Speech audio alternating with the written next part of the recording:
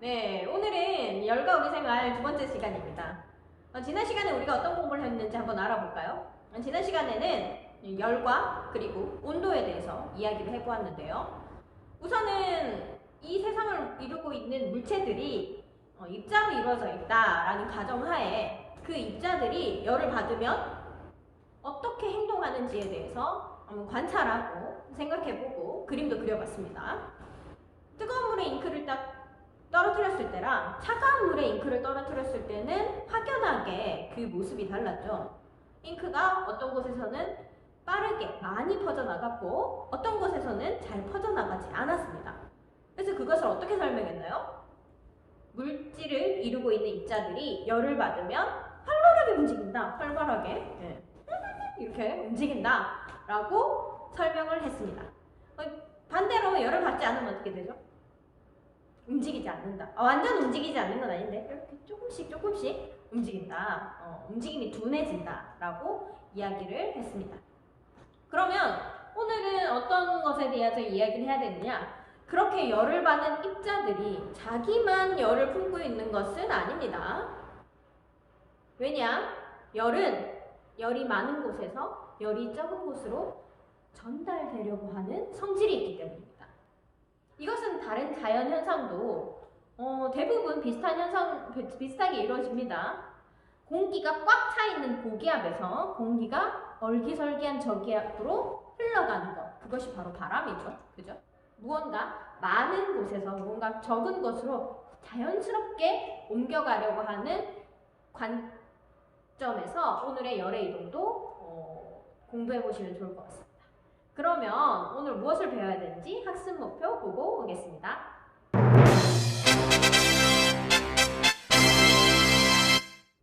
네, 오늘도 마찬가지로 세상이 입자로 이루어져 있다고 생각을 하고요. 그리고 글을 통해서 열의 이동 방법을 입자 모형으로 설명을 해보면 되겠습니다. 그 교과서에 보면은 단열과 냉난방의 부분이 있는데요. 그 부분은 저희가 넘어가도록 하겠어요. 쌤이 교과서를 재구성을 할 때는 단열과 냉난방이 중요하지 않아서 다루는 것은 아니고요. 대면 수업을 할 때 함께 냉난방 기구들을 살펴보면서 그렇게 수업을 하는 것이 훨씬 효과적이다 생각을 하기 때문에 강의 영상에서는 넘어가도록 하겠습니다. 자, 그러면 단도직입적으로 열이 어떻게 이동하는지 세 가지 방법을 쌤이 제시를 하도록 하겠습니다. 자, 열의 이동 방법은요, 물질의 상태에 따라서 세 가지로 나눌 수가 있습니다. 그 첫 번째는 바로 전도입니다.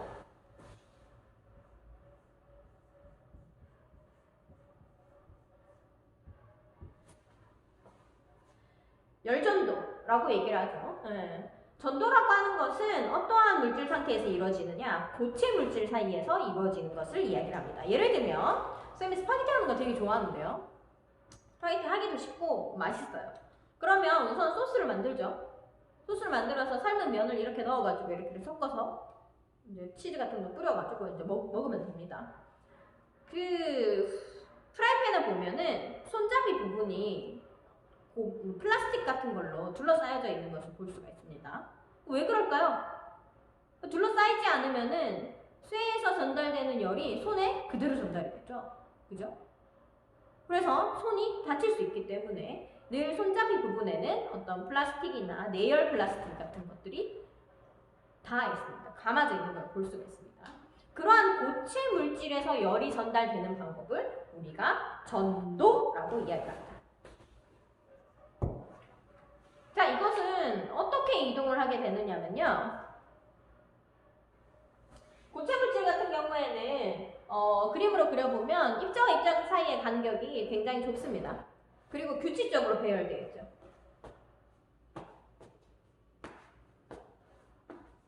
이렇게 줄지어서 규칙적으로 배열이 되어 있기 때문에 고체 물질의 이웃한 입자 사이에서 열이 전달되는 방법을 우리가 전도라고 얘기를 합니다.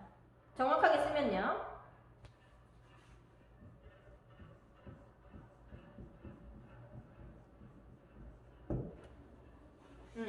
이 연결되어 있는 이 규칙적으로 그 배열되어 있는 입자들 사이에서 진동이 이렇게 일어납니다. 진동이 일어나면 이 입자가 가지고 있는 열이 전달. 진동이 일어나면 전달. 이제 곁에 있는 이웃한 입자들 사이에서 열이 전달되는 것을 우리가 전도라고 얘기합니다. 그런데 이렇게 규칙적으로 배열되어 있지 않은 입자 형태로 이루어진 물질들도 있습니다. 예를 들면 기체나 또는 액체 같은 거죠. 기체나 액체 같은 경우에는 입자들이 곁에 있는 것이 아니라 좀 멀리 떨어져 있고요. 불규칙하게 이동을 하면서 있습니다. 그럴 때는 열이 어떻게 전달이 되느냐? 그때 전달되는 열의 방식을 우리가 뭐라고 하냐면은 대류라고 해요. 대류는 어디에서 일어나냐면요. 액체나 기체 사이에서 일어납니다.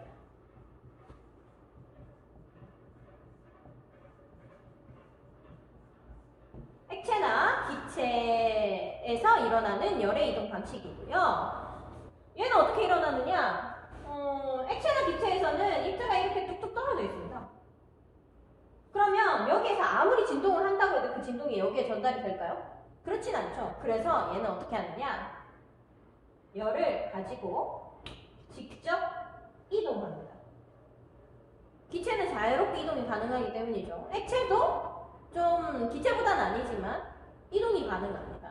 그래서 얘가 직접 열을 가지고 이동을 합니다. 그래서 어떻게 하느냐? 얘가 여기까지 와서 누구에게 전달을 해주느냐? 요 다른 입자한테 열을 전달해줘요. 이런 방식을 우리가 대류라고 얘기를 합니다. 결론 내리면 어떻게 된다? 입자가 직접 이동해서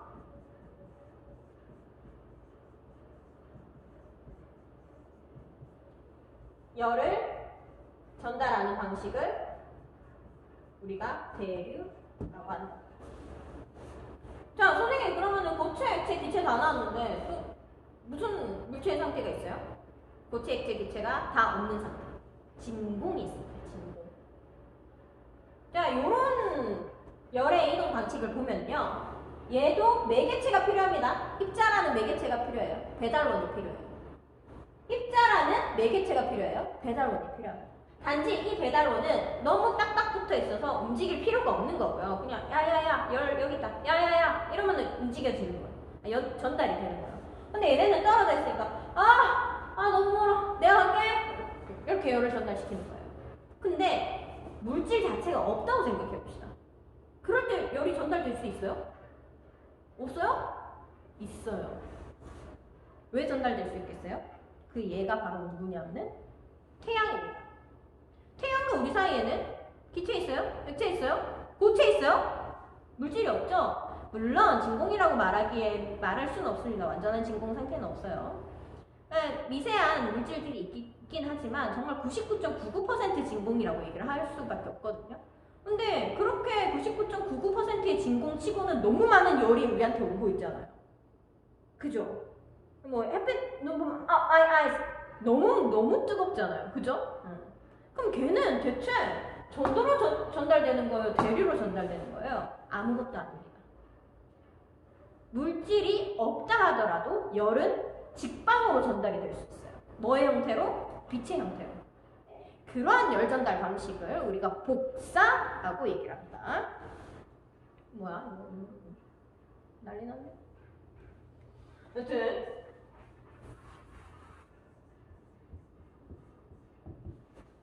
복사는 어떤 상태에서 일어난다? 진공 상태에서 일어난다.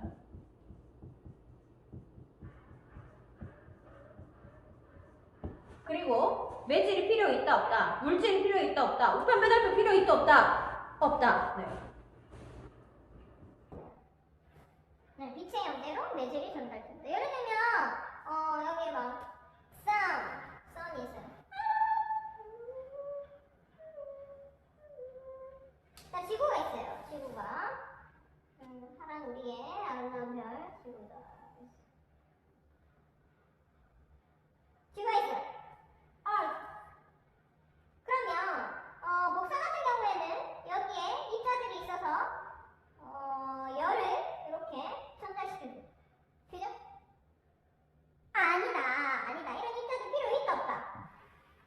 그냥 어떻게 하면 태양은 발산! 예! 하면 이제 지구까지 전달이 되는 거예요. 입자에 없다? 없다. 그냥 이렇게 전달이 되는 거예요. 사방으로 전달돼요. 선생님, 그러면은 지구에서는 복사가 일어나지 않아요? 일어납니다. 일어나요. 왜요? 지구는 공기도 있고 진공 상태가 아니잖아요. 이러한 열의 이동 방식이 공기나 물 같은 기체와 액체 또는 고체를 이용하지 않는다는 것 뿐이지, 그런 물질들이 있어도 복사는 일어날 수가 있어요. 예를 들면 난로 같은 데 보면, 잘 보면 난로 위에도 뜨겁고요, 난로 옆에도 뜨겁거든요. 난로 써본 적 있어요? 가스레인지 보면 위에도 뜨겁고 옆에도 뜨겁거든요. 위에가 뜨거운 거는 사실 복사가 아니에요. 왜냐? 공기가 데펴져가지고 그 뜨거운 공기가 위로 올라가거든요. 그러면은 이 열은 누구예요? 공기라는 우편 배달부가 열을 전달하는 거예요. 올라가면서. 여기는 대류인 거죠. 근데 옆에도 뜨겁거든요? 열받은 공기가 옆으로 가진 않아요. 위로 올라가잖아요. 그럼 옆에는 왜 뜨거우냐? 이 열이 빛의 형태로 사방으로 퍼지기 때문에, 즉 복사로 열을 사방으로 퍼뜨리기 때문에 옆에도 뜨겁게 됩니다. 아시겠습니까? 그래서 난로 같은데 옆에가 뜨거운 이유와 위로 뜨거운 이유는 사실적으로 더 따지고 보면 다른 열의 전달 방식이다, 이렇게 생각하시면 되겠습니다. 여러분이 아셔야 되는 건 뭐다? 세 가지. 열의 전달 방식. 전도, 대류, 복사. 이렇게 세 가지입니다. 그래서 전도가 어디에서 일어나고 어떠한 방식으로 일어나는지, 대류가 어디에서 일어나고 어떠한 방식으로 일어나는지, 복사가 어디에서 일어나고 어떤 방식으로 일어나는지에 대해서 알아두시면 되겠습니다. 생생 개념 영상에 잘 나타나 있더라고요. 한번 보시고 오겠습니다.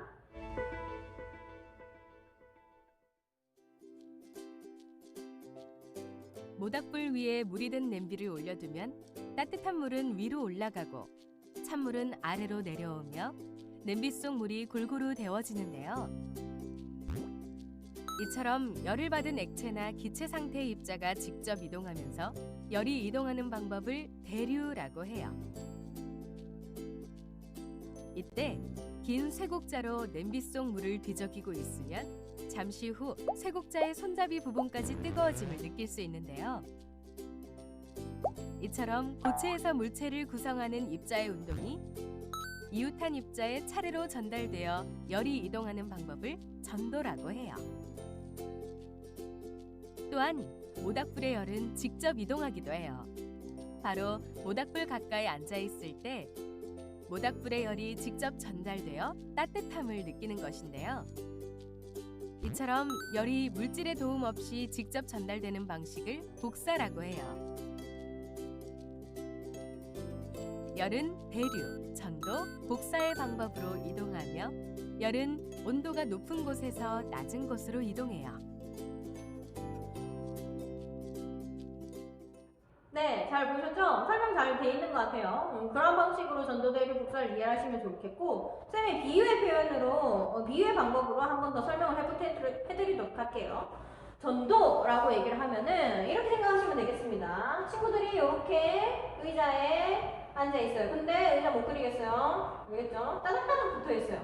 공연을 보려고, 영화를 보려고 이렇게 따닥따닥 붙어 있어요.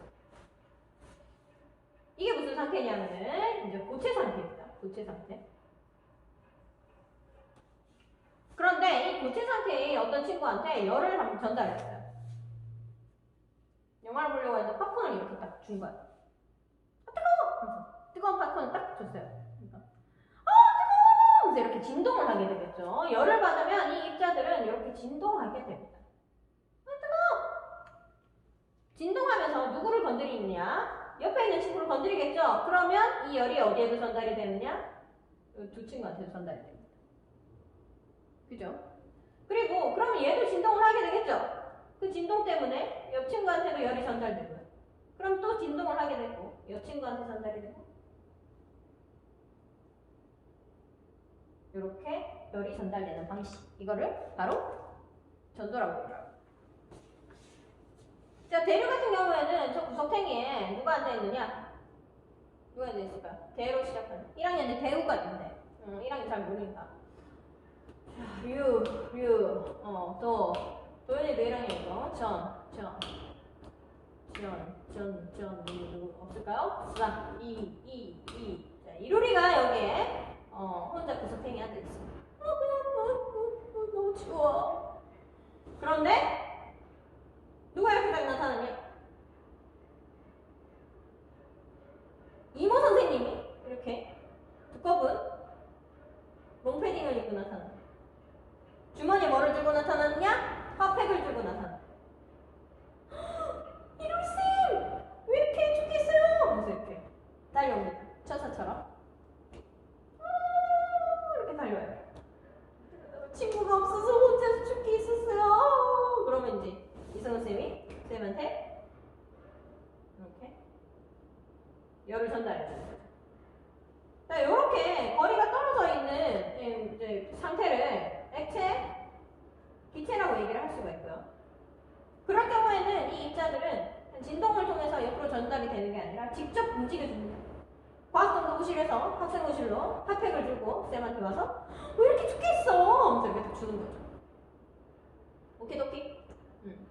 이러한 열의 이동 방식을 우리가 대류라고 합니다. 오케이도키? 좋습니다. 그리고 이제 세 번째 복사 같은 경우에는 이런 겁니다. 쌤 요즘 그 조카가 또 뭘 좋아하느냐? 미니트 공주 좋아. 아직도 좋아하는데. 요즘 신비 아파트 좋아합니다. 신비 아파트. 신비 아파트. 신비 아파트 예로 들 게 없네요.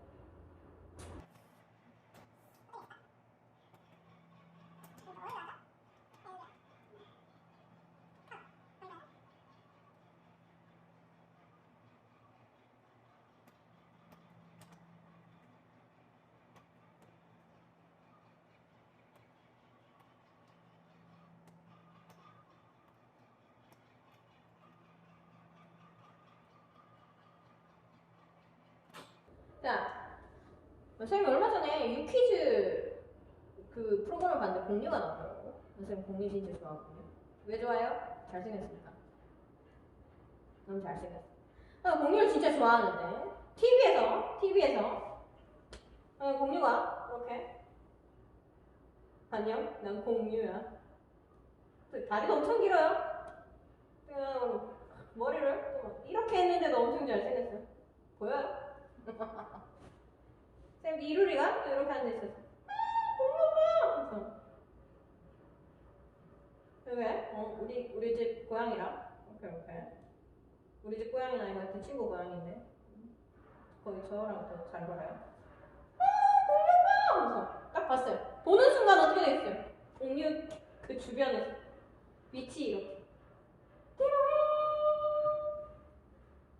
빛이 막 났어요. 근데 공유와 나 사이에는 어떠한 물질도 없었어요. 하지만 공유가 뿜어내는 빛이 따사로운 햇살처럼 My eyes! 피눈물 아니고 빛이 이렇게 따뜻한 햇살과 함께 공유를 보는 순간 쌤이 느낄 수 있었어요. 이게 복사의 방법입니다. 이게 뭐라고 하는 건지 모르겠다. 여튼 복사는 매질이 있다 없다. 매질이 필요 없다. 공유와 나 사이에는 그 어떤 매개체도 필요가 없다. 하지만 쌤은 뭘 느꼈다? 따사로움을 느꼈다. 열을 느꼈다. 뜨거움을 느꼈다. 왜냐? 너무 잘생겼습니다. 매개체가 없는데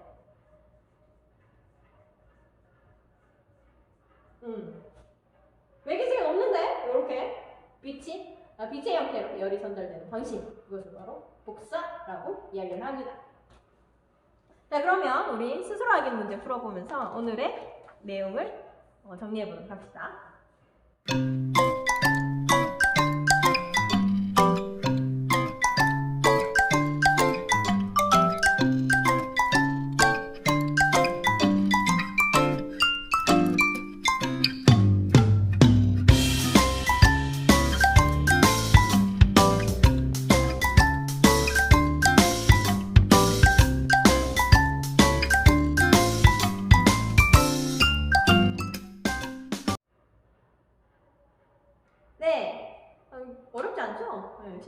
네, 단열이랑 냉난방 부분은 쌤이 그냥 이제 같이 풀었습니다.